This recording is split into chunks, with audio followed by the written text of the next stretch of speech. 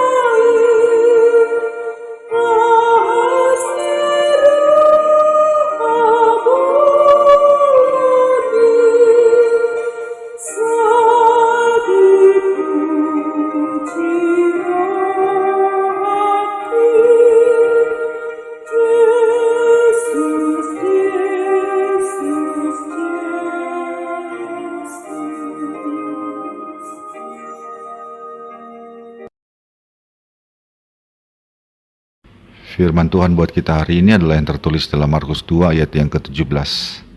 Yesus mendengarnya dan berkata kepada mereka, "Bukan orang sehat yang memerlukan tabib, tetapi orang sakit. Aku datang bukan untuk memanggil orang benar, melainkan orang berdosa." Demikianlah firman Tuhan.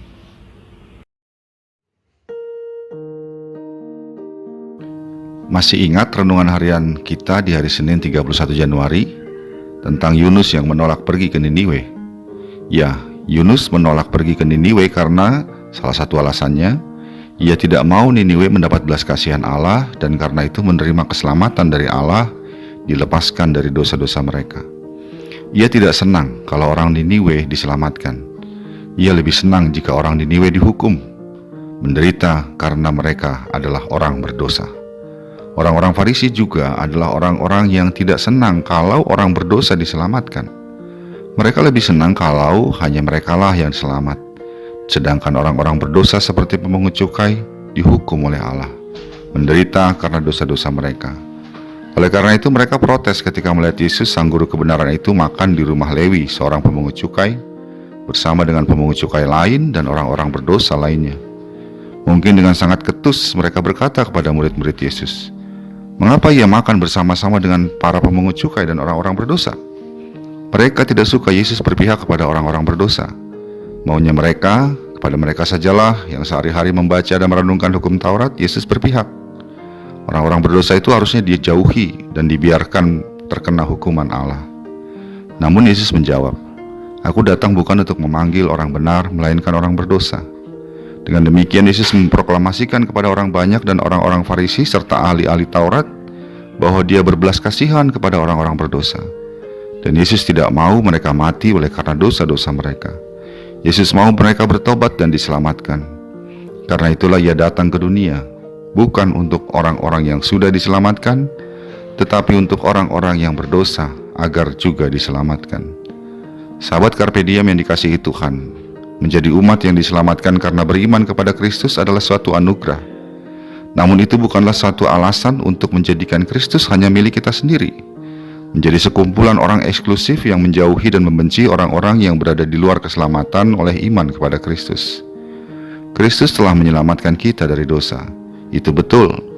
Namun Kristus juga menginginkan bangsa-bangsa dan semua orang berdosa diselamatkan. Karena itulah Ia mau hadir bagi mereka semua, bagi orang-orang berdosa. Dan kini kita yang telah diselamatkan dipanggil untuk menghadirkan Kristus di komunitas mereka, di sekitar meja makan mereka, menghadirkan cinta kasih Kristus yang lembut dan mengubahkan. Demikianlah kita menjadi berbeda dari sikap orang-orang Farisi dan ahli-ahli Taurat, namun menjadi sama dengan Kristus dan kehendaknya. Amin.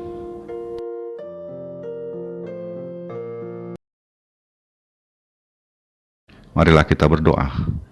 Ya Allah, Bapa kami di surga, kiranya Engkau memberikan hati kepada kami seperti hati Kristus, yang berbelas kasihan kepada orang-orang berdosa, dan menjadikan Kristus sebagai teladan, sehingga kami menghadirkan Kristus juga dalam komunitas mereka, seperti Kristus hadir dalam komunitas orang-orang berdosa, agar mereka diselamatkan. Dalam Yesus Kristus kami berdoa. Amin.